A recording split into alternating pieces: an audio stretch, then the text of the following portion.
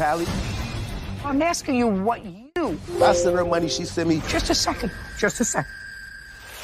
Now it's going to get difficult. This is Judy Justice.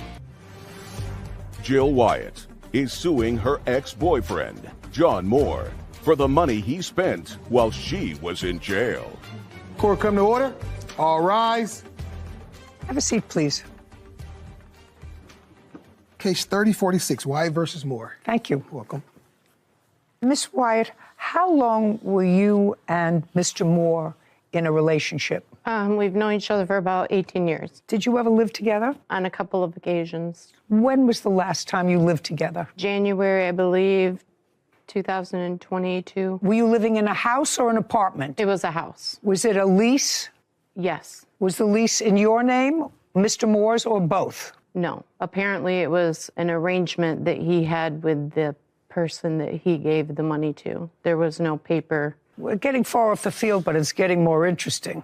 Now, Mr. Moore, Miss Wyatt, although I believe she probably has a good memory of this, I have just a sense that she's reluctant to give me information about this for whatever reason. In January of 2022, sir, you and the plaintiff were living in a house together. No. When were you living in a house together? We've never had a relationship. We've never lived together. When you say live together, I come over. I got a girlfriend I've been having for the whole time. So I've never lived with her. Do you remember the house she's talking about, yes, sir? Yes, I do. All right. The one she destroyed. I don't want you, just a second. I don't want you to play around with me. Okay, I'm not. Okay. Do you know the house she was talking about when the two of you were together some of the time in a house in January of 2022? That's a yes or a no? Still a no. Okay. So the house that she's talking about, you lived in alone? I lived in with my girlfriend, actually. Oh, just a second. Did Miss Wyatt ever come to stay in that house with you before you had your then current girlfriend? When I first got the apartment, Miss Wyatt was going to come. She didn't get along with the lady upstairs. She said she wouldn't come, destroyed the house, and left. Okay. Well, if she destroyed the house, then she was in the house. Just a second. Yes, ma'am. If she destroyed the house, then she was in the house. And if she didn't get along with the lady upstairs, she wouldn't know that unless she actually lived there, because she's not telepathic. Okay. So she was, in fact, there. I'm listening to what you're saying. I'm trying to understand what you're saying, man. What I'm saying is not difficult. She did, in fact, stay there with you for a while after you got this house. Okay. Not okay. No, I'm seeing where you're trying to go with that. I'm trying to see what you're establishing. Yes, she did stay there. I'm agreeing with you. That was me saying yes, ma'am. No. Taking a long time, but we're there. Okay. And then at some point, Miss Wyatt, you left there and you went into your own apartment? Yes. Okay, and where is your apartment? I moved into a trailer. That you were renting? Yes. I just want to know. I'm getting ahead of myself, but that's the trailer that he was supposed to pay rent on and utilities on when you went to jail? Yes, ma'am. So from 2020 until the time you went to jail for, what, 18 months? 78 weeks. Or, I'm sorry, 78 days. What did you go to jail for? In 2018, I received a, I'm sorry. Just a second. 2018, you had a conviction. Yes, I ended up serving the time in 2022 for theft. Correct. I stole Thanksgiving dinner, ma'am. Are you sure? It sounds like 78 days is a lot. Were you on probation first? Yes. Did you take a plea in that case? Yes. Okay. And as part of the plea, you were placed on probation? Correct. What was the crime that you pled guilty to? I want to understand this. What, was it petty theft? Was it grand larceny? What was it? No, it was retail fraud / shoplifting for $170. Okay. That's what it's. And you were placed on probation? Yes. Why was your probation violated? Because that clearly was why you went to jail for 78 days, not because of an old crime, but because you violated probation. I wasn't keeping in contact with my probation officer like I was supposed to. Okay. So this case is about the fact that you asked Mr. Moore, who you knew for a long time, to take care of your expenses, your bills, while you were incarcerated, and you gave him your phone. Yes. Your phone had the wherewithal, and he understood that because he acknowledges he used it to take money out of your bank account and pay bills, Correct. et cetera, with it. And you acknowledge that she gave you her phone for that purpose. She gave me her phone not to pay bills, but to give her commissary and to keep up with her stuff. Pay her bills, some to put in her commissary. And the last thing you said was pay her bills and... Put money in her commissary and keep up with some stuff. That's the keeping up with some stuff is what we're talking about here, Yep. sir. Keeping up with what stuff? Phone bill, Just a second. Go ahead. Now it's going to get difficult. Okay, I'm Do listening. you understand? I know you are, sir. Keeping up with other stuff. Phone bill. She bought a... Jump. I'm sorry, I'll wait till you What ask the else? question. Phone bill? She ended up buying a computer at that time. No, I'm asking you. So, no, I'm telling you, that came off the monies that was there. She was incarcerated. So as a lot of things just come off the phone as a bill, like No, I'm asking you what you were supposed to take care of. It was never etched out. And what I'm saying is she wanted me to stay at her house while she was gone. And that was a means for her to keep in touch with me or keep in contact. Okay, no. That's something that I didn't get out of this. So she wanted you to stay in her trailer, because she was living in a trailer at the time while she was incarcerated. Yep. Where had you been living? At my house. That's where I currently live now, with my girlfriend. With your girlfriend. She wanted you to stay in her trailer? Yeah. With your girlfriend? No, she wanted me to be there so she can keep up with me. That was a means of me having her phone and being in her car, and being another thing would be a way for her to keep up with me while she was incarcerated. And did you like that idea, Mr. Moore? Not Just really. a second. No. I mean, did your girlfriend like that idea? Not at all. So why didn't you say to her, I don't want your phone, and I don't want any responsibility. Shh, listen to me. I'm living with my girlfriend. We're not an item anymore, and I don't want that tie because my girlfriend knew that I was staying sometimes in your trailer and not being home. That wouldn't be a good thing. So I'm not going to take your phone. Find somebody. Who are you? Andrew Porter. I'm her son. You're her son. Mm-hmm. Is there anything wrong with you? No. Do you talk to your mother? Yeah. Yes. Do you work? Yes. Yeah. So your mother could have given you her phone and said, pay the bills. Yes, yeah. Yeah, right? Yeah. You can stand next to your mother. It's getting more fascinating by the moment. Jill Wyatt claims her ex-boyfriend, John Moore, misused money she gave him while she was in jail. John is countersuing for a false arrest. So, do you understand, Miss Wyatt? I know that you thought it was going to be easier when you came here. It's No, I did not. But I'm very glad, because I have a feeling I could scratch the surface and I'd find more dirt. The more I scratched. You would. The more I scratched. Well, I have no intention of spending my life on this nonsense, because now I see that you have a perfectly normal child, an adult child, to whom you could have assigned the task of paying your bills. And I assume that you trusted him more than you trusted this guy, who seems to have a girlfriend, but then, it could be convenient. He can go here. It's never painted that way when it's in the midst of things, but he... Yeah, I also work out of state. What? I work out of state. I'm like a field engineer, so I'm only in Michigan maybe a couple weeks at a time. That's okay. I mean, Paying your bills doesn't mean that you have to be in Michigan. You can pay your bills, and you could have done all of those things, except anyway, this is your case. You allege that Mr. Moore took money out of your account, a couple of $1,000s. $781 of that he gave to me while I was in jail, but the remainder he can't account for anything that he did. So somebody did put in your commissary? Yes. Yes. Okay, he said he also sent you, there was $600 in the account when he gave the phone back to you. Was there $600 in the account when you were released from jail? The date of that? What's the date of it, sir? She asked the question, but the answer did I give it to her? I don't have it. I didn't know I was going to come to court, so I didn't. But if I look at my phone, I'm quite sure, because all our transactions were via Cash App. What do you mean you didn't know you were coming to court? Where did you think you were coming today? When we were in this situation, never did I think we would be sued. Oh. So I wasn't keeping tally. But now you know you're coming to court, so it would seem to me if there's an allegation in your answer that I returned the phone to her, there was still $600 in the account, at least I would have that document. Give me a second, I can get right to it. I can give you a second.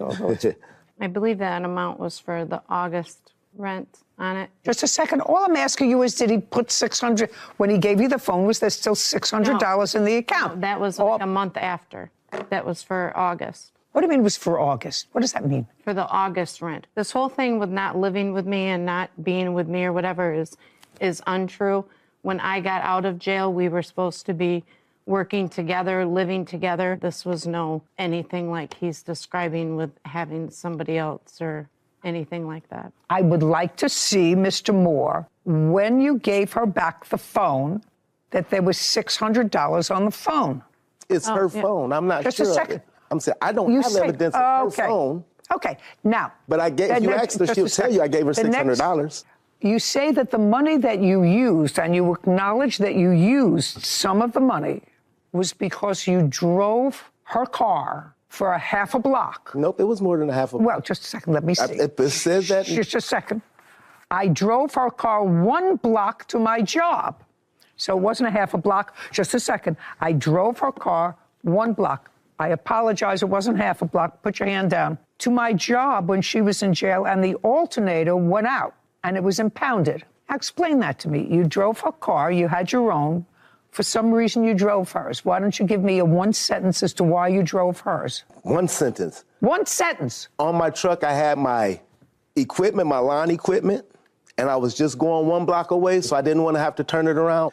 And the car was impounded at my job, 1 block away from my house. Why was it impounded? Because it stopped on it. The alternator stopped. Just a second. Cars aren't impounded because an alternator stopped. The alternator stopped in the middle of the street. I couldn't move it. They had to tow it because it was in the driveway. They towed the car because the alternator stopped. What you said? Well, that's your fault, sir. It's my fault her alternator went out? Yes, sir. It's your fault that the car was impounded. I'm listening. No, I'm really trying to understand. I want you to listen. Yes, it's your fault. And I don't know what other nonsense there is here, but if Sarah was driving her car and it stopped running because the alternator went out, I'm going to take a guess and I'm going to say, Sarah, what would you do if your car stopped running in a driveway, blocking the driveway? What would you do? Call AAA. Call AAA. Call a tow truck. And you would call a tow truck and ask the tow truck to take it to a auto repair shop. To an auto repair shop. Your first clue would not be just to leave the truck there and say, send it to impound. No, it happened. Just a second. Mr. Moore, please try not to test yourself on the dumb scale. Nobody who's responsible because a car breaks down leaves it in the middle of the road to be impounded. That doesn't make sense. It's illogical. Second thing I'm concerned about is when your car is impounded, in order to get it out of impound, which you say that you did, you have to show proof of title. Yes. Yes. Now, how did you get proof of title? Because I had the title. Just a second. I hear the wheels. I hear. You had the title because? I had access to her house. Well, the title is in her name. Right. They wouldn't give you the car. You're not her. I mean, I would look at you and I'd say, not even close. Unless she gave you authorization in writing to get the car out for her, no impound service is going to let you take her car because anybody can pick up a title and say, I want that car out. Do you understand? Yes, ma'am. Okay. So you want to try that again with me? Here's my question. I end up getting a... No, just a second. Okay. I want you to tell me where it was impounded. It was impounded at my job. It was impounded and it was in a place that was a high traffic. I walked back to the house. Yeah, I want to tell you something. You wouldn't know the truth if it came up and slapped you in the face, Mr. Moore. That's what happened. You wouldn't know the truth if it came up and slapped you in the face and introduced itself to you. Okay. Now, how much did it cost to get the car out of impound? It cost me $1,000 total. No, it didn't cost you anything because you took it out of her phone. Didn't cost you. It cost $1,000. To get it insured, retitled, so I could have the ability to get the car out. Well, how did you get her name on the title? What do you mean? What do you mean, what do I mean? She has to sign it over to you in order to... It was already signed over to me. It was already signed over. It was already signed. I sell cars, Ms. Judy. You don't sell cars. You just told me that your car broke down on the way to your place of business. Yes, to my job. On your job, and your job is not an auto mechanic.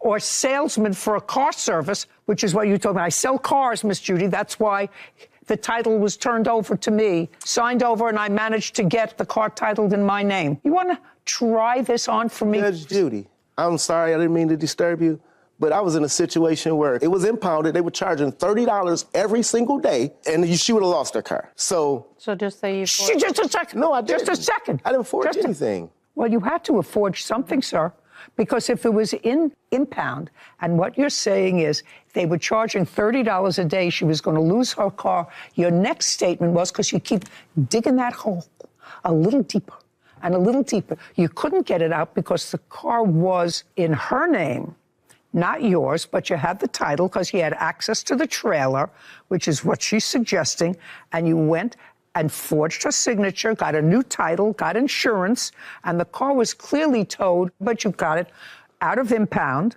that's what you said, with a new title in your name and insurance, also, I assume, in your name. Yes, ma'am. What did you do with the car? Gave it back to her when she got out. Just a second. You gave it back to her. Did you sign over the title? Yes. Shh. Jill Wyatt has accused her ex-boyfriend, John Moore, of stealing her money while she was in jail. John is countersuing, claiming Jill had him falsely arrested. Now, did you sign over the title to her? I signed over everything to her because she sold the car since then. Oh, did you sell the car? Since all this? Yes. Yes, ma'am. But I'm what? He's what? I had to go through police department and the sheriff's department and threaten him in order to get my title back. He would not give me back my title. Not at all. Do you have any truth. proof of that? Any proof of? That you had to go through the police department, sheriff's department, or anything else in order to get your title back? Do you have any proof of that at all? I don't have any proof of that, ma'am. Okay. So it was $1,000 for impound that he took out of your account. Correct. That's $1,000. No. And Okay. did you take out $1,000 from her account to get it out of impound? Well, you just said. Show me that you paid $1,000 to get it out of impound. I can't show it to you because all the paperwork was in the car. Did you pay impound by credit card or I paid cash? it by cash. Cash. Then you would have taken cash out I had from. a job, Judge Judy. I made You're so full of baloney, sir. I did have a job, Judge Judy. You're so How's that full of baloney. Okay, $1,000. Okay. Next, you say in your answer, Mr. Moore, that you paid for it. You paid for it out of our money. You say in your answer you paid for it out of our money. Judy, that's kind of going back and forth. Listen. We've split money back and forth. If I give you a copy of our Cash App, it's the exact same money back and forth over the last couple of years. I sent her money, she sent me. Just a second. So, why would she do that, sir, if you have a girlfriend? I'm Why would you do monogamously that if you- challenged. Shh, listen. Why would you do that back and forth if what you said to me earlier was, I don't know what she's talking about. I live with my girlfriend in the same place as I'm living now. Now let's move on to, so far I have $1,000. And I really, Miss Wyatt, don't understand anything else. And I'm not spending any more time with your case. That's the person who should have been taking care of your business, Yes. not this nonsense. Yes. Not this nonsense, because I'm I not exactly believe- I sure know whether I'm that. getting the whole story from this side either. All right, now you have a counterclaim. Your counterclaim is for $2,000 for having you falsely arrested. Yes, ma'am. Let us move on with falsely arrested. After she gets out of jail, according to what I read, the two of you are kaput. No. Well, okay, here we go. We're going to go back to your answer and your counterclaim, sir. I'm going to read you what I said. On February 13th, I went out to a few bars to have a good time. Jill was at a different bar, but came and met me where I was at. Upon arrival, you're not paying attention. Yes, I am listening to you. Upon arrival, Jill started to pressure me to leave with her. I reminded her that we were no longer an item, and I didn't want to leave. She was making a scene, so we went outside to finish our conversation. That's your counterclaim. Now, pick it up from there. That's what you wrote. Try to I wasn't remember. going anywhere.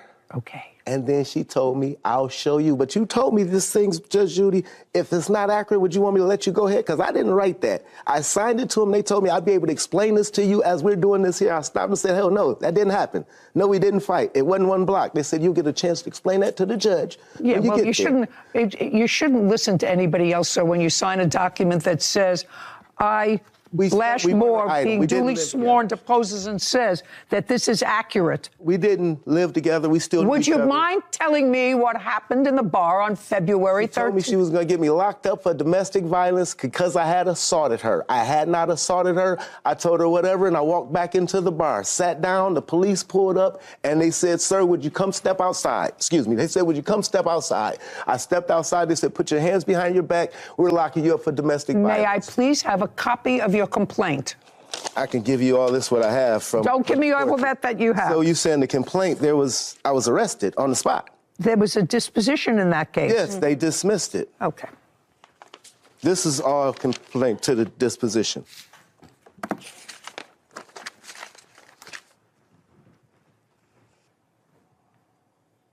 Oh, here we go. The case was dismissed in the interests of justice because you agreed to pay her restitution for just a second. Yep. That's what you agreed to pay her restitution in the amount of $246, which I assume represents the broken eyeglasses that she says that you broke. This says receipt of restitution monies. Same case. I, John Moore, state that I have delivered a check in the amount of $246 to the Calhoun County Prosecutor's Office. It is my understanding that this check represents the amount of restitution that is owed to the victim, according to the agreement entered into by the defendant. So you paid restitution. Excuse me.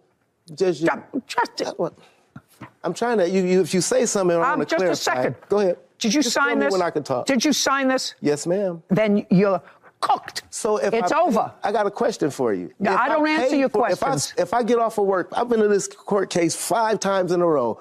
It cost me $200 and some to come to court, and they said we'll dismiss all charges. There'll be no charges at all if you agree to pay $250. I've paid $800 coming to court. So Right. why wouldn't I just say, hey, here, I'll pay you the money, and then try to sue you for false arrest? Because I never heard, where's the glasses at? Right. Now, Where's the picture of the glasses? The police arrested me on the spot. Mr. Moore, like a perennial victim, I really feel sorry for you. Your counterclaim's dismissed. So if I'm Just a getting second, arrested Mr. for Moore, doing anything, why wouldn't I pay it's dismissed. $250 Judgment and for not the have to go to plaintiff court? in the amount of $1,000. Your counterclaim's dismissed. I am finished with this case Have a- permanently. Thank you. Have a great day. This court is adjourned. It went just like I thought it would be. I'm pleased with the results. She mad I don't want to deal with her anymore. My guards are up now. Hey, she wanted to get her day in court. I can leave with it. Not ask anybody for help. She the one was locked up for. I've never been locked up for stealing. She was locked up for stealing. That's the thief. The pot calling the kettle black. Just to be careful who you trust. There was a great line from the defendant out there. I don't think anyone caught it. But when you asked, how is it possible that you could live with the plaintiff and have your girlfriend and all at the same time? How's that possible? And then he moved on to something else and continued rambling. But he said, Miss Judy, I'm monogamously challenged. I'm monogamously challenged. No, and I heard it and I didn't hear started it. laughing and I saw no one else made any sort of reaction. And I said, I must have been the only one that heard that, or I misheard that. But I'm pretty sure that was his excuse. It's a great line, and it's true. Yeah, it seemed very true in that case. I have a feeling there's a lot more there. Yeah. But it was A lot more dirt to scratch a lot more through, there, I'm sure. but enough. Oh. That's a funny line. Monogamously challenged. Cecilia Morrow is suing her ex-boyfriend, Saeed Rodriguez, for stolen property and assault. Court come to order. All rise. Have a seat, please. Hello, Judge. Case 3100, Moreau versus Rodriguez. Thank you. You're welcome. Ms. Moreau, you and Mr. Rodriguez met. You began a friendship.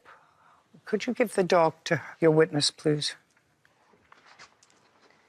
You met the defendant at your place where you were both working, became friends. Shortly thereafter, you began dating, and in May of last year, you moved in together. Yes. Did you move into your apartment, to his apartment, or was it an apartment that you got together as a couple? Yes, we got it together. Who was on the lease? It was both of us. In October of the same year, 4 or 5 months later, you broke up. Yes. And your lawsuit is about what happened at the breakup and as a result of the breakup. According to your complaint, in October, the day that you, in fact, broke up, you had a fight with Mr. Rodriguez. He put his hands on you. He assaulted you. You left the house. And when you left the house, you left and went and stayed with your parents. Yes.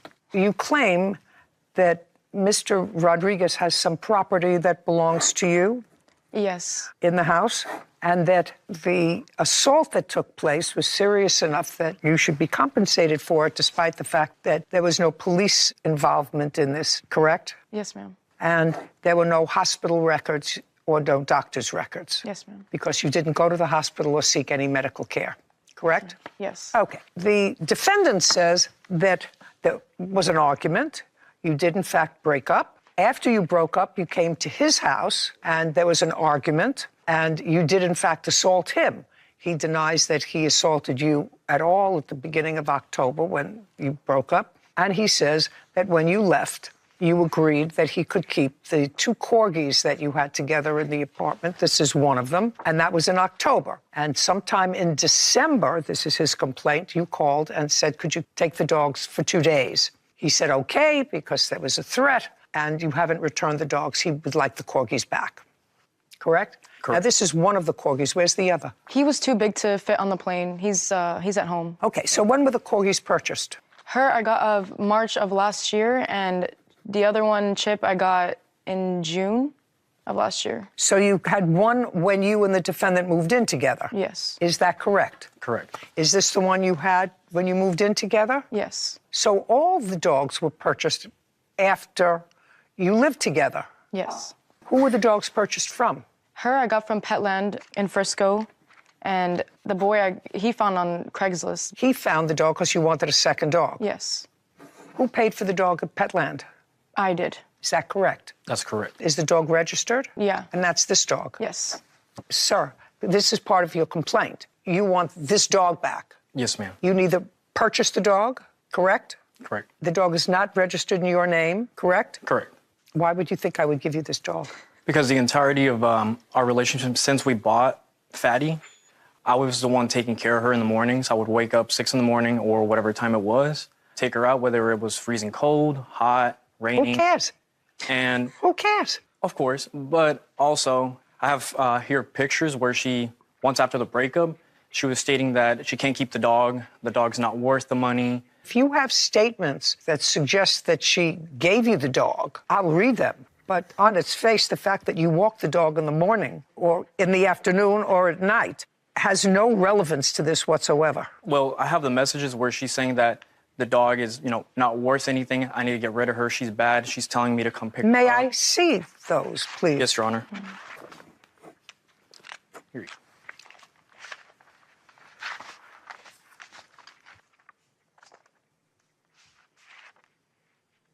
What are you selling? Who's selling something? She is stating that she wants to sell the dog. That Chip? That is the other dog, yeah. Well, one she bought, and it's in her name, so that's definitely hers. And also, That's Fatty, right? Yes. And Chip, sir? So it was about both of them. From the day we broke up, I kept the dogs because she couldn't keep them. She couldn't take care of them. She left them in the cage all day. And I also have evidence where, her family members are throwing cheese at her face, mistreating the dogs. Show me. Dog looks perfectly happy to me.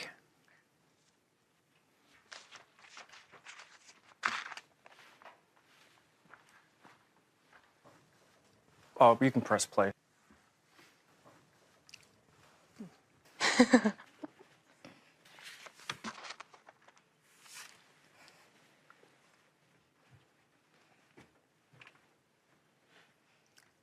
What was that big piece of cheese that was thrown in the dog's eye? That was my dad from TikTok. Who did that to My the dog? dad. What? He has a TikTok account. It's a trend on TikTok to throw it on babies' faces and dogs. That's terrible. It's a trend. It's stupid. Yeah, it's a stupid trend. I didn't partake in it, but Why would I leave this dog in a house with a stupid person who takes out that stupidity on an animal to put a thing up on TikTok? That's absolutely outrageous. we take care of them. They're fine. No, you don't. What's wrong with you? Why would you even think that that's reasonable?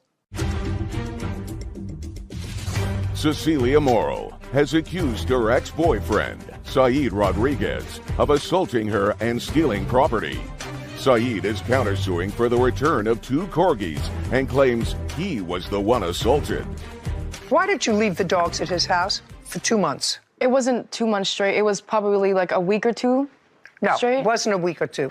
What do you mean straight? You had a fight in October. Yeah. We were co-parenting, I guess, with the dogs because I was working and so was he. So we couldn't. Are you telling me after you broke up? Yes. How could you be co-parenting with somebody? You mean you would go to his house and get the dogs, or he would bring them to your house? He would come to my house to pick them up and drop them off, and it would same way with.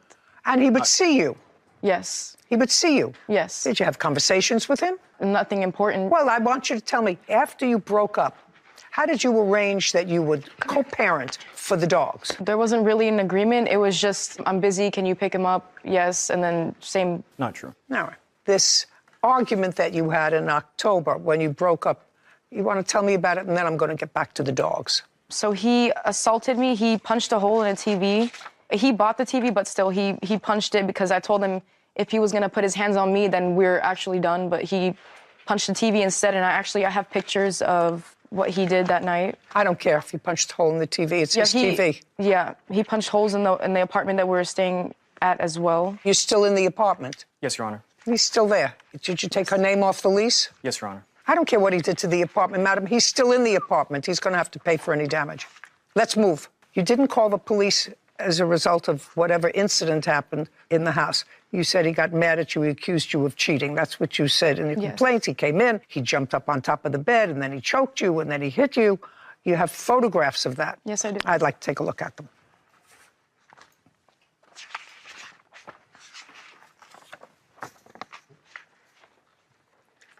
I'm just going to take this. I don't know what this is from. Clearly shows that something happened in her mouth. I'm not exactly sure what. She has 2 marks that she's showing me. Now, did you hit her in the mouth? No, Your Honor. You tell me in your own words what happened the night that she came home and you accused her of cheating. So the night that she came home, I told her, I'm like, what are you doing? Where did you go? She starts trying to make up excuses. I show her messages. I'm like, okay, you're lying to me. I don't appreciate it. She starts going off. I start going off. Just a verbal argument. And just like how she assaulted me. No. She didn't touch you that night. She pushed me. Tell me how that took place, sir, that she pushed you. She's a very angry person, and... No. How it came about that she pushed you. Well, started arguing back and forth about how she wasn't doing anything wrong. And I told her, yes, you are. And now you're fighting verbally back and forth. Yes. And she pushed you. She put her hands on your chest. And she... Show me how she pushed you. Show me on your roommate how she pushed you. Go ahead. And she just started trying to slap me. And at that moment, that's when I pushed her over and I told her, do not put your hands on me. Just a second. So you pushed her over? Yes, to defend myself. You pushed her over. All right, so this is your problem, sir. You said nothing happened that night. You said in your answer nothing happened that night. I have a copy of the police report that I reported. I'm going to look at it in a second. Now, you say here, I never assaulted Cecilia. We have plenty of arguments during the relationship, but I've never assaulted her. She has a tendency to blow things out of proportion. I have never put my hands on a woman in my life. Well, that's not true. You just told me you did. That's self-defense. You didn't say that here. You said, I've never put my hands on a woman in my life. Would that be considered assault in self-defense? No. That's not what you said. Okay, now I'll see the police report.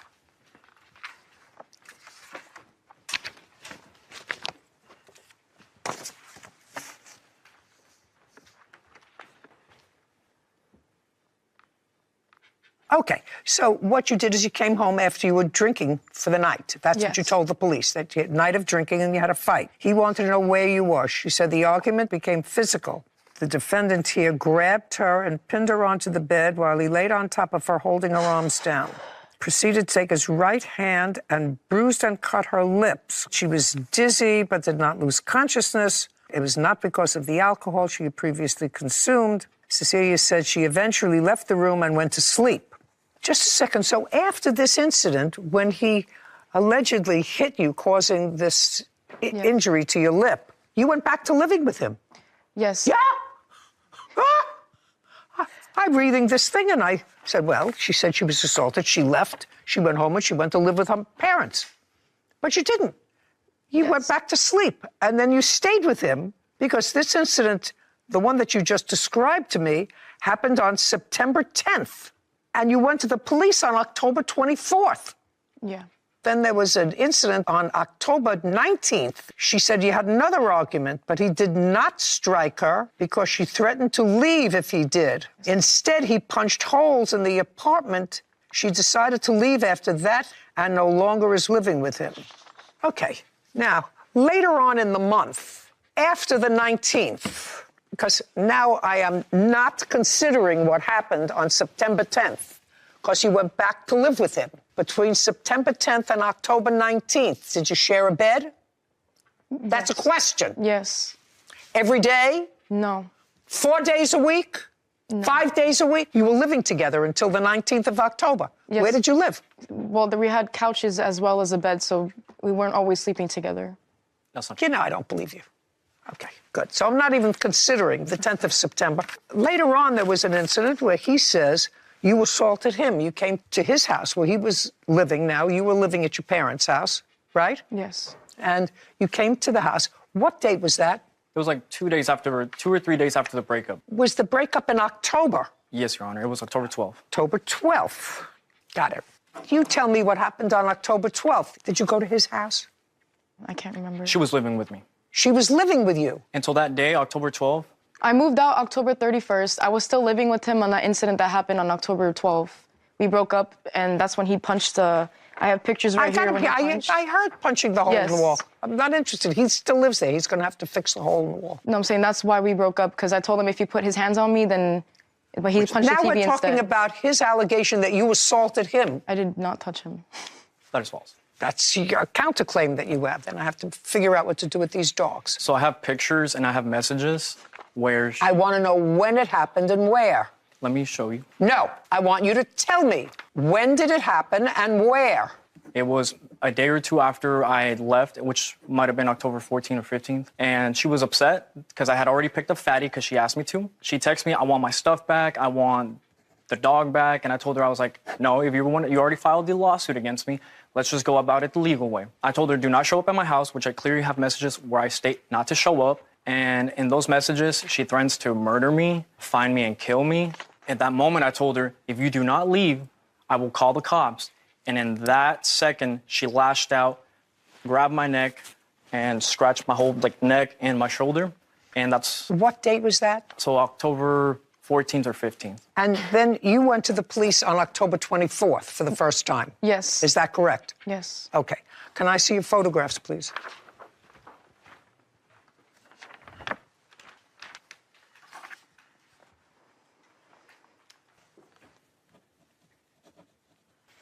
Did you report this to the police? I called the police in the incident. That's why she attacked me. Just a second.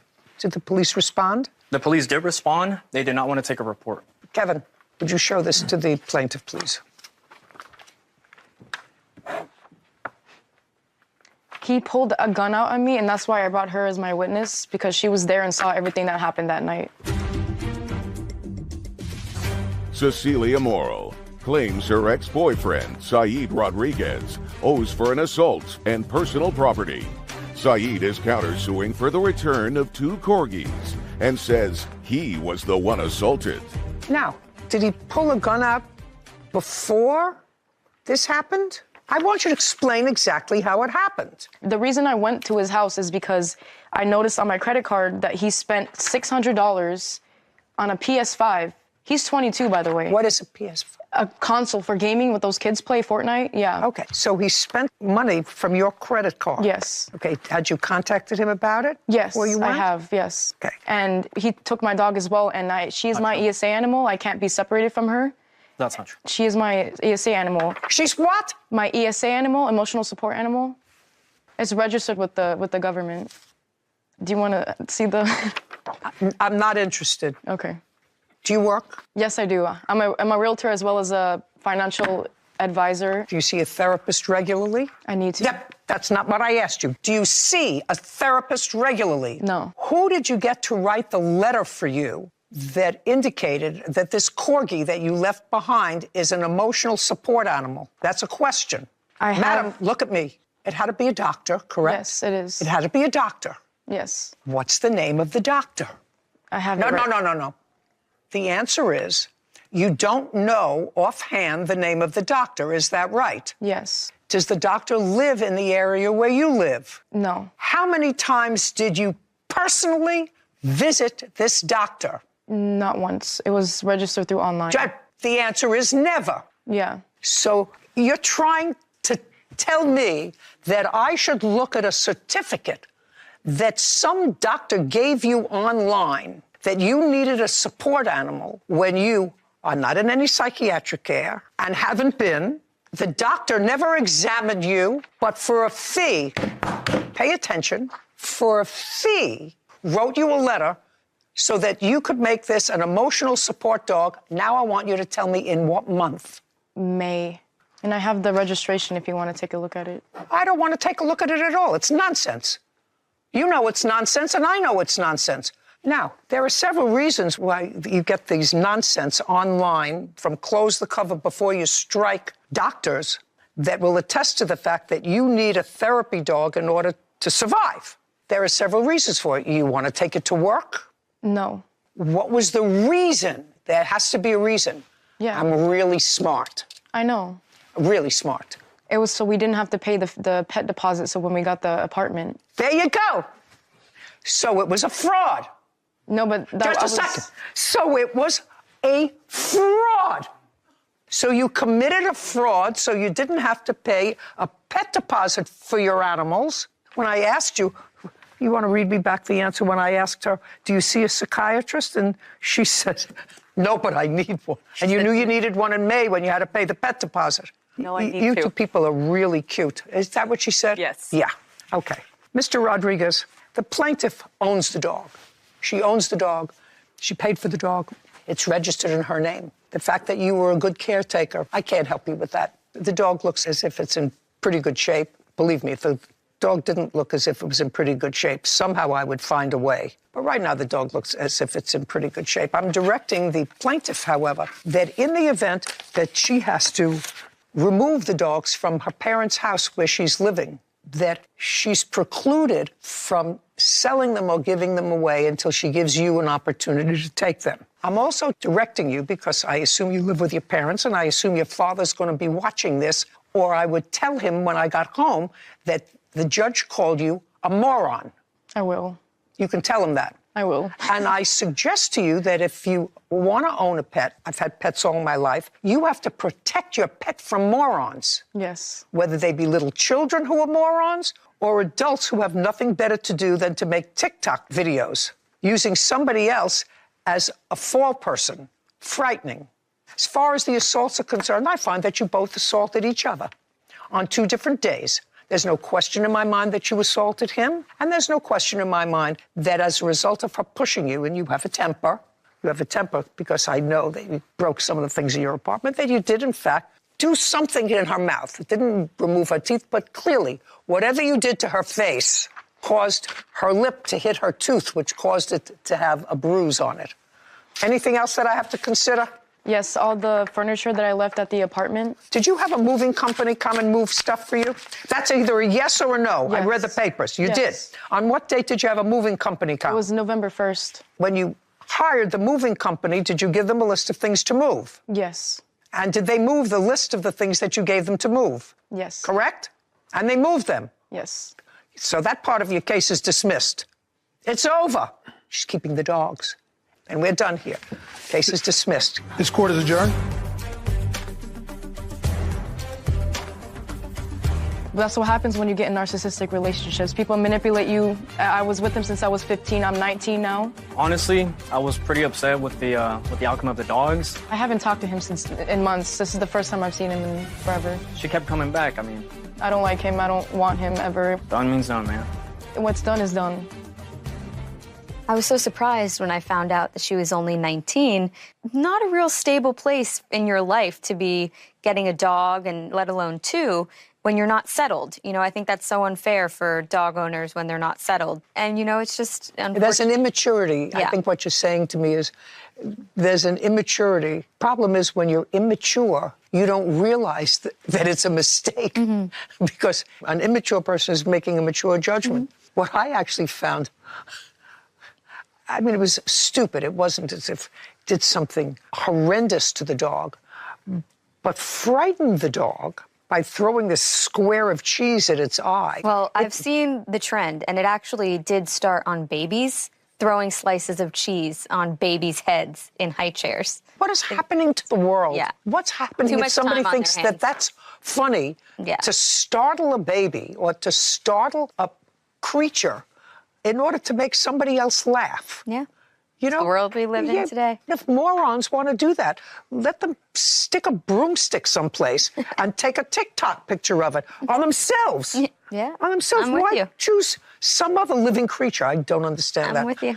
I would build more jails. You, sir, you had a big fight because you weren't paying rent. She got crazy, punched me in the face, and I fell in the chair into the glass. She started picking up the glass and stabbing me with it. That's not true. He has pictures, bleeding. I was trying to grab the chair. Before or after you stabbed him with the glass? The chair actually collided with the mirror, and the mirror broke. I don't believe a word of that. This is Judy Justice.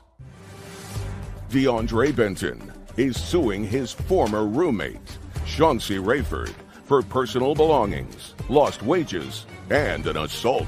Court come to order. All rise. Have a seat, please. Hello, Judge. Case 3119, Benton versus Rayford. Thank you. You're welcome. Mr. Benton, it is your claim that the defendant who rented a room in her home to you Yes, ma'am. assaulted you, disposed of your property, Correct. and because of all the turmoil, you missed time at work. Yes, ma'am. You want $7,500. Yes. That's what you're asking for. Defendant says that you assaulted her. She had lost wages. She had pain and suffering as a result of this assault, which I assume took place on the same day. Yes. Correct. Okay. How did you find the room in Miss Rayford's home? It was on a roommate app, like Roomster, to be exact. On what date did you find the ad? June 15th, And where was it located? Atlanta, Georgia, 30311. So that was in June. And you looked at the room? Yes, ma'am. And what was the rent? It was negotiated to be $750. $750 a month. Yes, ma'am. What kind of work were you doing then? I was working fast food at the moment. When did you move in? July 15th. July 15th. 15th, yes, ma'am. And how much rent did you pay for the month of July? This full amount, $750. I paid $250 to hold the room and $509 for the remaining balance. In the month of August, tell me what rent you paid her and when. I did give her. Look at me. Be very careful with me. I want you to be very careful with me. How much rent did you give her in the month of August? I didn't give her anything. How much rent did you give her in September? She wasn't there. How much rent did you pay anyone in September? I paid her a portion of the rent. What do you mean a portion of the rent? It was my understanding that you owned this home. Yes, No, Your she Honor. didn't That own is the correct. Just a second. She didn't own the home. To my knowledge, she wasn't even supposed to be renting out the home to have rooms. Just a second. I'm just asking you, you're now living in somebody's house. And you agreed to pay $750 a month rent. Is a yes. Yes. And you paid no rent Well, that for was the month of August. That was because when I did come into the home on the 31st, I moved in on the 15th like I communicated to you. On the 30th, my belongings was outside the home. I had to sleep outside like an animal. Okay. What about in September? You were still in the home in September. Yeah, I was still in the home in September. She going was through the still same in? issue. Just a second. You were it was- still, you're not going to talk over me. You were still in the home in September. Not That's a yes. Yes. You were still in the home in September.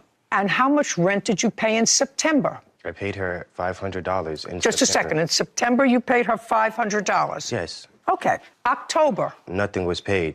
After that, you paid no rent. No. Okay. Where are you living now? I live with a friend now. That's a lie. That's a lie. We just checked. Yeah, I do. Okay. I used Well, just to a second. before I moved. Just a second. Stupid is not here, sir. Pretty aware. of that. Stupid is not here. So now you're a squatter in a place where you're paying no rent and you live with him? No, ma'am. I have my own place. Oh, good. Because he doesn't live with you. He's living in a place where he doesn't pay rent. He moved in and stopped paying. I'm not finished with you either. Do you understand? Yes, I understand what you're saying. Very good. So if you understand, you weren't living outside like an animal, and you've been living for August, September, October, November, December, January and February, 7 months in a place in which you pay no rent. Well, can I ask a question? How am I supposed to pay rent when I had several eviction notices and she wasn't there to show up? Then leave. Then leave. I mean, you're a you said squatter. leave, but You are a squatter. she told me I didn't You're a have to. squatter. Well, if she told you that you don't have to, then the two of you are in collusion here. I'm not talking about that, ma'am. Who told you you didn't have to pay? The judge, because I didn't say the judge didn't say I had to pay. The judge said I did not have to leave, that she didn't find a reason to eviction of me because she didn't show up and provide her evidence. I'm just telling you, you're a squatter. You don't pay rent. Everybody else here pays a mortgage, pays a maintenance. You moved in and you became a squatter. And I don't care what some other nitwit said to you, you're a squatter. So you get zero for the rent, for your property. I'll get to the assault in a minute. I read your answer. When did you purchase the house? June 3rd, June of what? 2021. What was your mortgage? The first year, from June when I moved in 2021, it was $1,575 a month. For the mortgage?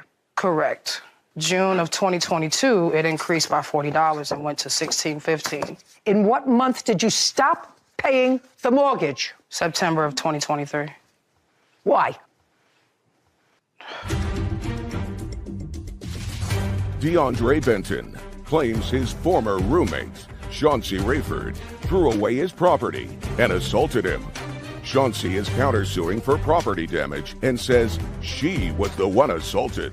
Now, in what month did you stop paying the mortgage? Well, to be completely honest with you, Yeah, I don't want you to be dishonest with me. You have to be honest with me because I know everything. Yes, ma'am. I got laid off. I was okay, just living off of savings for a few months. Things got hard. Just a second, you got laid off from what job, where? Carvana, and this was November of 2022. All right, so you've already been laid off for a year, and you're telling me you paid your mortgage until September? Yes, ma'am. I was doing anything I could from an app called InstaWork. Okay, so then you stopped paying your mortgage in September? Yes. And when did they foreclose on your house? October 23rd was the date that I was told that myself and DeAndre needed to be out of the I house. just asked you a question. They foreclosed on the house in October. Yes. Where did you go? I had to move back with my mother in the state of Missouri. I lost everything. My job, the home, my dog. Okay, so now the bank owns the house. Yes, correct. And he's been squatting still in the there. house since October. Yes, he will not leave. Get out of here. Now, I've listened to what you just said just about the ownership of the house and when she turned it back to the bank. You said in your brief questioning before that she didn't own the house. She was a renter. You know, I wasn't supposed to be there in the first place, and she knew that. I wasn't even aware of that. That's not Oh, just a second. If she owns the house, you can be there. She doesn't own the house. She doesn't own it anymore. She never did. Well, show me proof of that. Okay, that I'd like to see.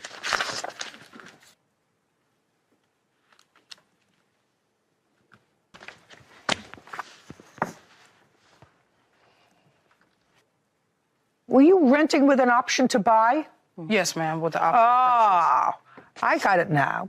He's absolutely right. You were not the owner of the house. You were a renter, and you had an option to buy. Correct. And I was going to do so. Judge, I shoulda, woulda, coulda. You two people actually deserve each other. Because what you suggest in your papers is that you ran into hard times and you let the bank take the house. Well, you didn't let the bank do anything because you didn't own the house. You were a renter and you stopped paying rent. Isn't that right? That is correct. Right. So, as far as I'm concerned, you both deserve each other.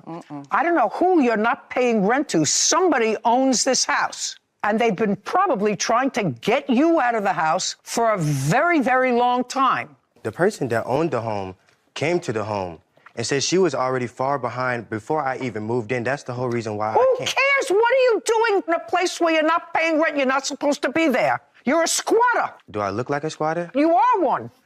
You live in a place that's not yours. You're not paying rent. You're a squatter. Yeah, for people that don't try to pay rent. At least I was trying to pay the rent. Every Listen, other time I try to make a baby every once in a while, but I'm 81 years old. It doesn't happen. All right, I want to hear something about this assault that happened when you were both living in this place that belonged to somebody else, and neither one of you was paying rent. She was paying. Who are you? I'm her witness. Were you there when this assault Yes, took place? I was. Okay, then I'll hear you after I hear them. Now, what is the date of this alleged October assault? 10th. October 10th. Yes, ma'am. And you were still living there, not paying rent as of September and October. She was still living there. Yes, ma'am. Tell me what happened. So I came outside out of my room. She was already being aggressive about the non-paying rent. And I've already been trying to be communicative with her. Not I true. said, hey. I don't want to hear you. I'm not speaking, Your Honor. Who is? Me. I'm sorry. Out. Okay. Then you're done. This way. That way. Out. Lord.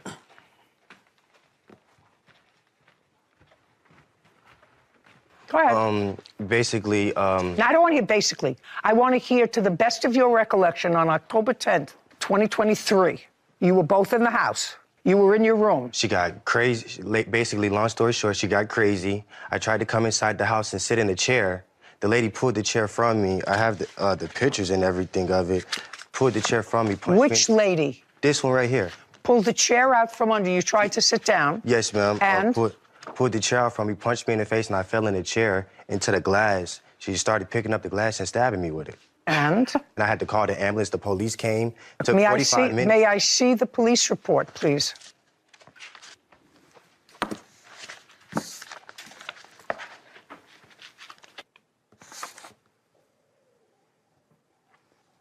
Did you ever speak to the police, Miss Rayford? That day? That day?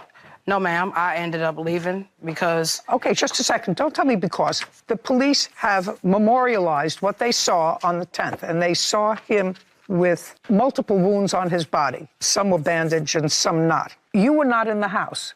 This person, I assume, is your girlfriend. Correct. Okay. So the two of you were in the house. After this incident took place, whatever the incident was, the two of you left. That's correct. He called the police.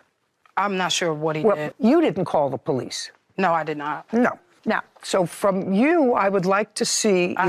When you left the house, ran out of the house with your girlfriend, I assume you went right to an emergency room or something as a result of the lacerations that you say you sustained as a result of this fight.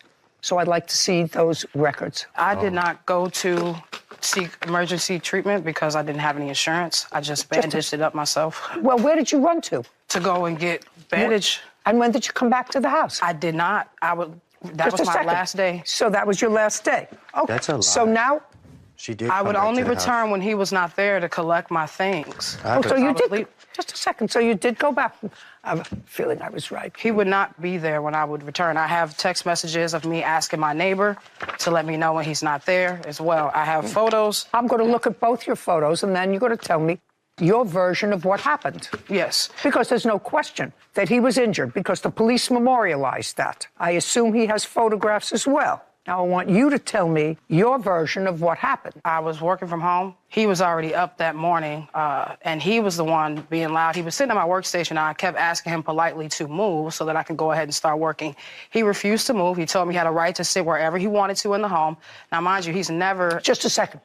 Did you pull the chair out from under him?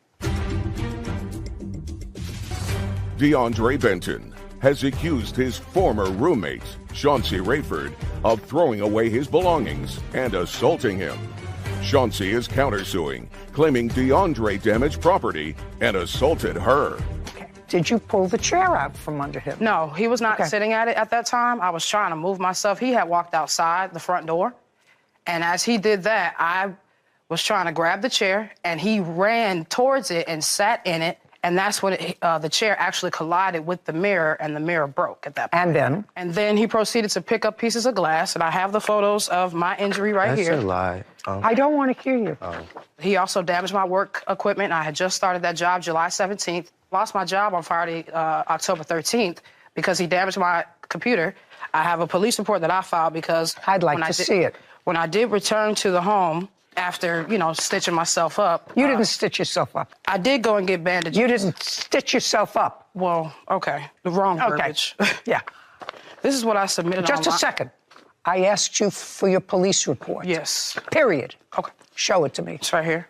This is what I have filed online.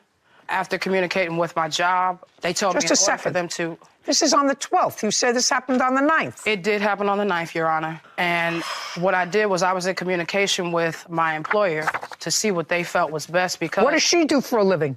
She was a shift manager. She still work? Yes, she works. Well, why wasn't she paying rent? We don't live together. She had her own place. Interesting. Okay, you wanted to say something to me? Yes, that's actually a lie. As far as me assaulting her, I never once touched this lady. I never once disrespected her. I never once raised a hand at her or tried to, physically harm her. She was very aggressive, very disrespectful. That's not true. Okay, can I see your photographs, please?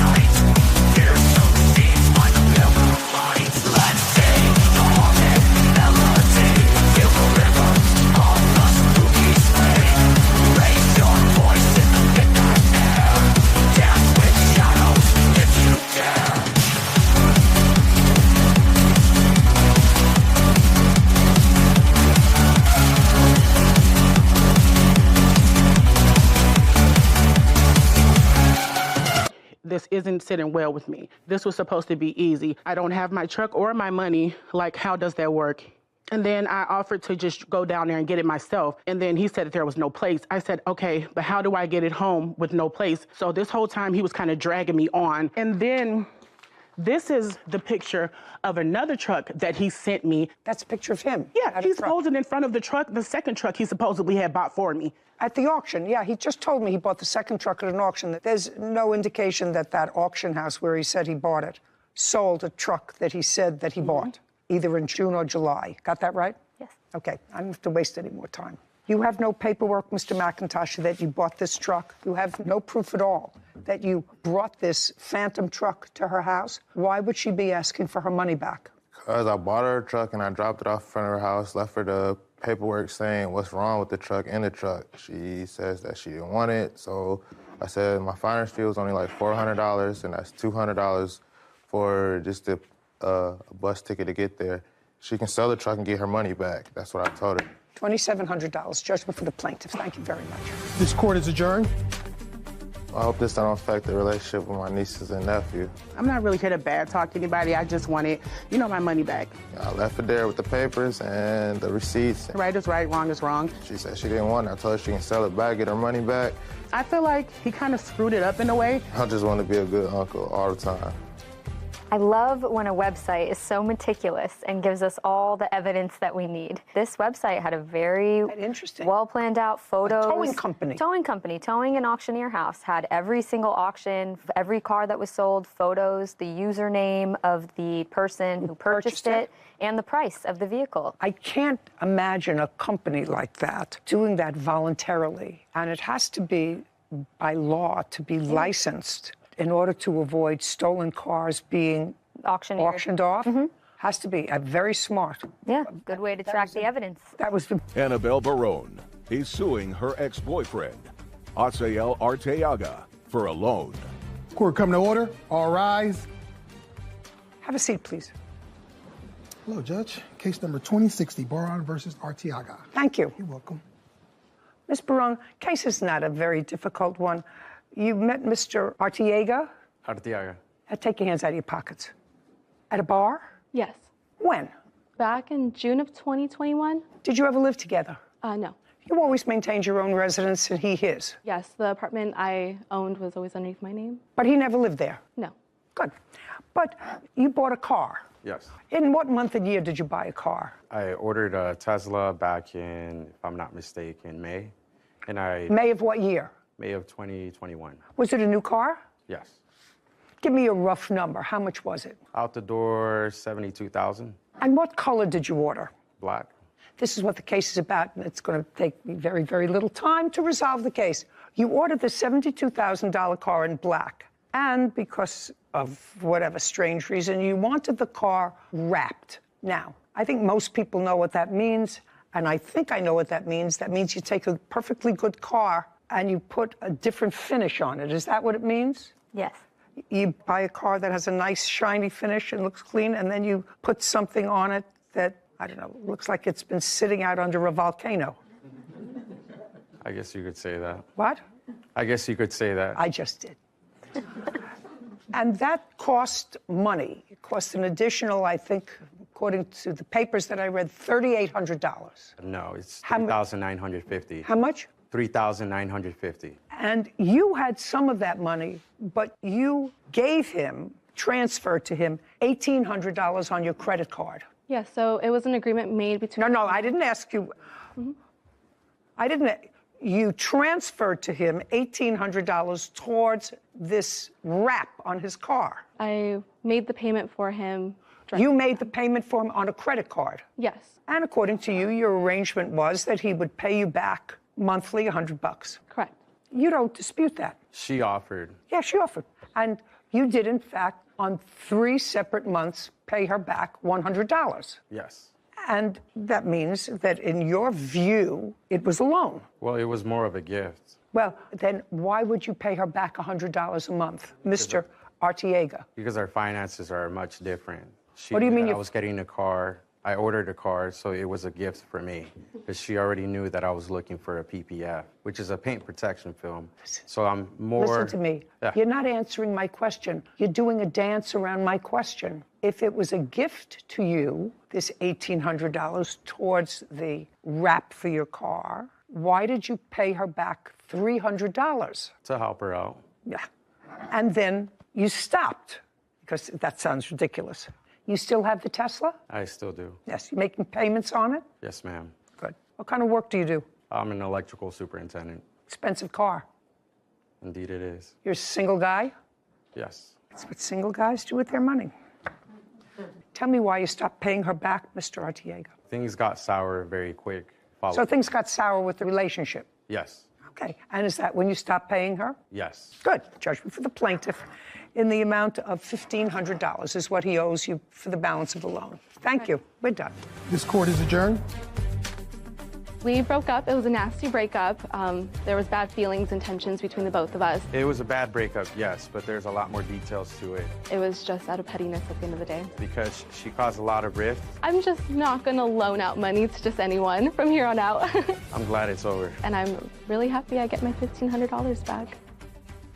Now that we've been here for a little while and I've been learning from you and all these cases that we've seen, still, rule number 1, never give a boyfriend money and expect to ever see it again.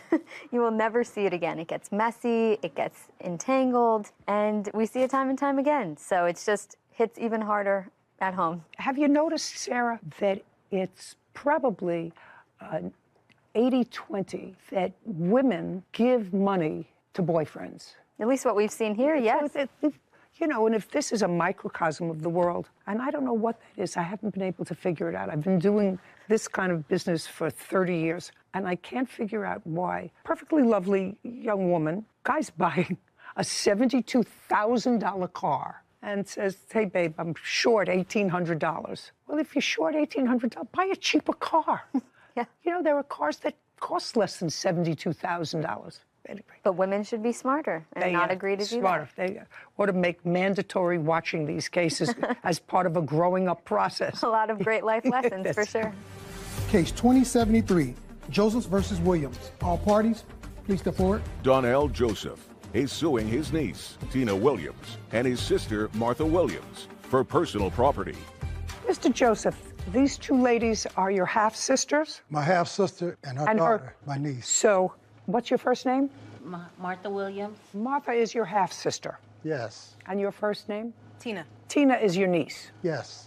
And you and Martha have the same mother. Yes. Your mother had a house. The house was in her name. Your mother passed away in the early 70s. Yes. At that time, she was married to your father, not your father, correct? No. And your father lived in the house until he died. Yes. And he died in what year? 2018. Somehow the house, which had been in your mother's name, never went through a probate process. So as far as the law was concerned, the house remained in her name. It never went to her surviving spouse or her children when she passed away in the early 70s. What I'm reading is when your father passed away in 2018, the house sort of remained vacant for a while. For how long? Since he passed away. So nobody's lived there? Correct. And you knew your father passed away, I assume? Yes. And you knew your mother passed away? Yes. And after your mother passed away, she passed away in 1971 and 1972? Did you ever visit with your father in that house? I visited with my father. I lived in the house. From when to when? Well, I lived in the house 1963 until like 72, and I started moving out. But I would still go back to the house because it's my family home. I want to know the last time, Mr. Joseph, you lived in the house. 1993. So, almost 30 years ago. And where have you been the last 30 years? I've been in New York. I've been incarcerated. You've been incarcerated from when to when? 93 to 2012. So 1993 is when you last lived in the house? Correct. But you were released from prison in 2012? Yes. So for the last 10 years, you have not been back to the house? I've been back to the house, but not living there as a resident. Okay. So for 10 years. Right.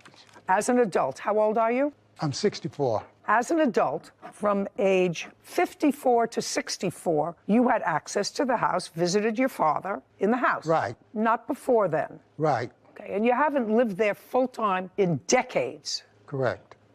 This is what your lawsuit wants. You had 10 years after you were released from prison to go and get these treasures, and you didn't do it. Because my father's house was like the treasure of all his children's property. As long as he has... As long as he had a bicycle or a Boy Scout book. Let's start being real. Okay.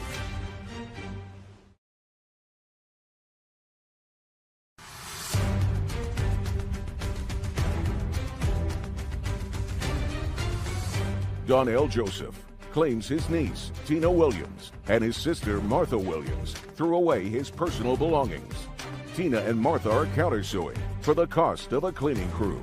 Your lawsuit is seeking $10,000. Yes. Because, according to you, the defendants disposed of your property that was invaluable. And I'm going to describe the property that you say was invaluable.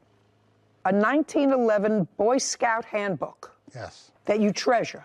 Yes. You should have taken it out of the house in 30 years if you treasured it. A mountain bike, purchased in what year? Was it 71 to 72, around there?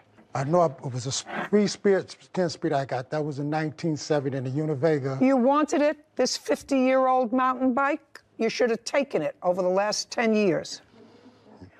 A vintage reel-to-reel tape player. Yes. You know how many of those I threw in the trash? Do you have any idea how many of those I threw in the trash? You got those a half a century ago. Oh my God, I remember them, big reels, and how excited we were. You could talk into a microphone, and then you could hear your voice come back, and then all of a sudden you got a phone. You could do that, the same thing. So everybody took these things, and they couldn't find enough places to dispose of them. It's not vintage anything. It's a piece of trash. Can I speak, Your Honor? About what? Okay, the reel-to-reel tapes, right? Some of the tapes had speakings of my brother and Martha's daughter. Then you should have taken them with you. In 40 years, if they were treasures of yours, sir, and you're 64 years old, I would want those treasures around me. And you had 10 years after you were released from prison to go and get these treasures. And you didn't do it. You just left them in your father's house. Because my father's house was like the treasure of all his children's property. This is how we connected to our father, because everybody has left. Everybody has died. So as long as he has... As long as he had a bicycle? As long as he had a bicycle or a Boy Scout book? The Boy Scout book was handed down to me through my father's. Let's start being real. Okay. Okay, let's start being real. Okay. And the first draft of my published manuscript. Yes. Why didn't you take that with you? For safekeeping, I let my father hold it because Well, that's not a good idea, sir. How old was your father when he passed away? He was 88, but my father's mind was sharp as a tack. He kept everything. If you wanted it, your father passed in 2018, is that what you're telling me? I couldn't get nothing out of the house, so... I don't know whether you could or whether you couldn't. When did you make just a second. When did you make an effort to remove your forget about the bike, forget about reel-to-reel tape recorder, forget about the nonsense. Your manuscript. When did you write this manuscript? I wrote it over a couple of years. It's the first draft of this book. It's the first draft of that book? This book. Well, now you have the book. But I needed to draft it because the other draft I'm working on the second book that goes along with this book, I don't have certain notes and things that I had. It doesn't exist anymore. Yes, it doesn't. It doesn't exist anymore. And if you wanted it, you should have gotten it. In 2018, when your father died, you were out of prison. Where were you living? I was living in New York. And where did your father live? He lived in Los Angeles. Between 2012 and 2018, how many trips did you make to visit with your father? About 3. And when did you publish that book? 2015. So you published that book during your father's lifetime? Yes. And if you needed the manuscript, you came to visit your father. A manuscript, it's this big. That's how big a manuscript is. Yes. Where were you living in New York? In Albany. You have your own apartment or your own home? House. Do you own or rent? Own. When did you purchase it? My wife, we bought it together. It was in 2009. So you're married? Yes. Have children? No. So you and your wife purchased a house in 2009. How much did you pay for the house? $109,000. Are you still living there? Yes. So you had plenty of room in the house. You had plenty of room for a manuscript, tapes, a manuscript that you were working on. You weren't working on the manuscript long distance.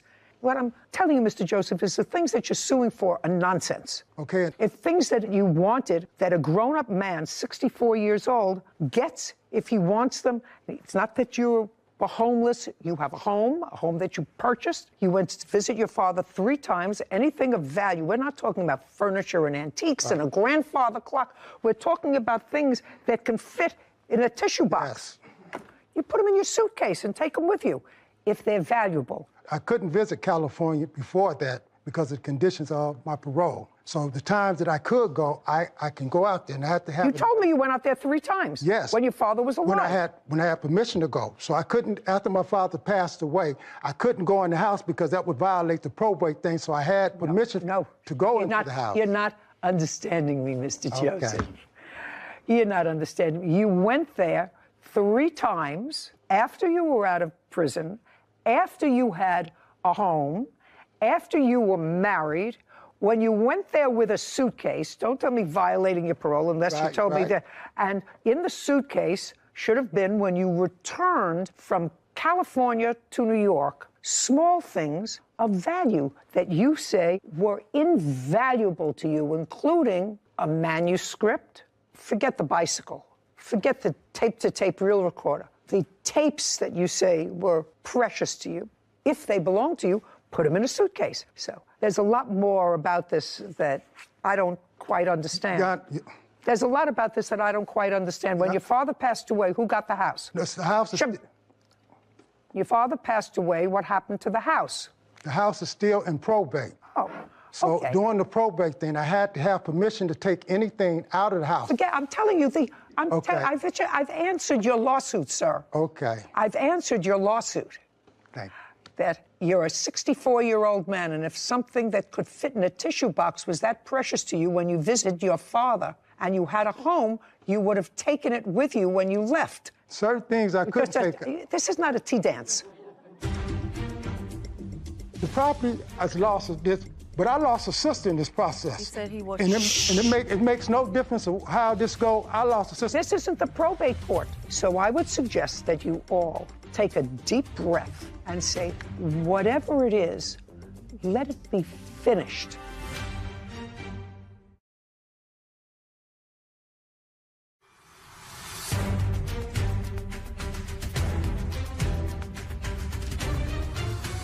Donnell Joseph claims his niece, Tina Williams, and his sister, Martha Williams, threw away his personal belongings.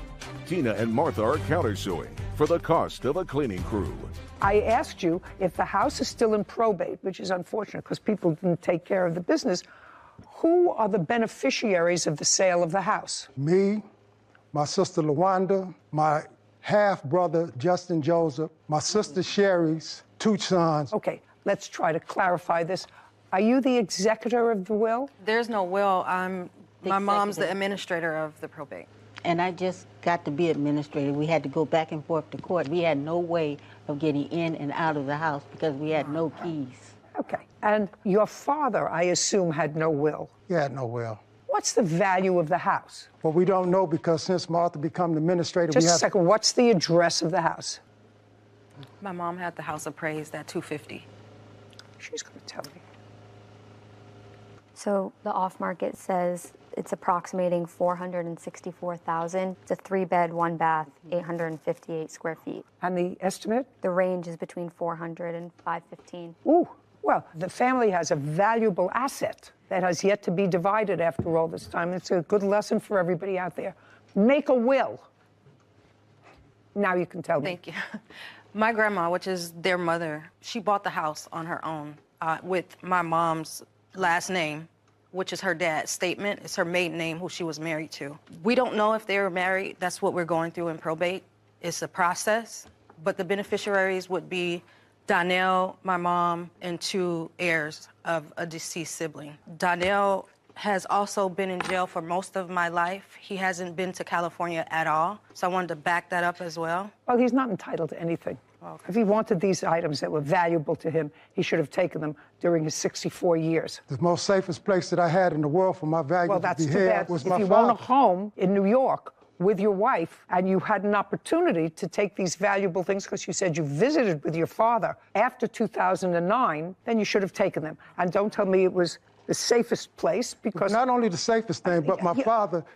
He lost 2 sons. The only thing that he had in his house is the things that was left over from his children. And to take anything that was of value away from his children would have hurt my father. So the safest place for all our property. Mr. Joseph, you don't think you're going to prison hurt your father? Yes. Okay. That's why I changed my life around. Let's get real. Okay. You're not getting any money here. Okay. You're going to wait for probate. And in the probate procedure, which hopefully won't take forever, but it clearly can because people are irresponsible and don't create a will, it is likely that you will have part of the proceeds of this house. Likely. Only because if your mother passed away and if she was in fact married to your father or lived with him at that time in California, if there was a common law relationship and they did have children together, then you as a offspring would be entitled, if there was no will, to part of the proceeds of this house. Yes. When she bought the house, she bought it as a married woman. So once she didn't buy it as a single property. That's something, Mr. Joseph, you don't have to convince me of. You have to convince the probate judge of. Okay. You also have a counterclaim that's ridiculous, and I'm not entertaining it. It's really just stupid. Stay with probate. When is the probate proceeding supposed to be finished? Well, we're going through mandatory settlement. One thing I want to say, Your Honor, however this probate is, I wanted to, the property has lost this, but I lost a sister in this process. He said he was. And it makes no difference of how this go. I lost a sister. My niece, she's something else, but I love my sister. This isn't the probate court, Mr. I love Joseph. my sisters. This is not the probate court, Mr. Joseph. And I suggest that if you love your sister... She know I love her. Just a second. If you love your sister, you're 64 years old, to me. and you're 64... When you know I love you. Shh. Mr. Joseph. Mr. Joseph. Yes. I know you can get emotional in situations where family is involved, and your sister clearly is sick because she's using oxygen.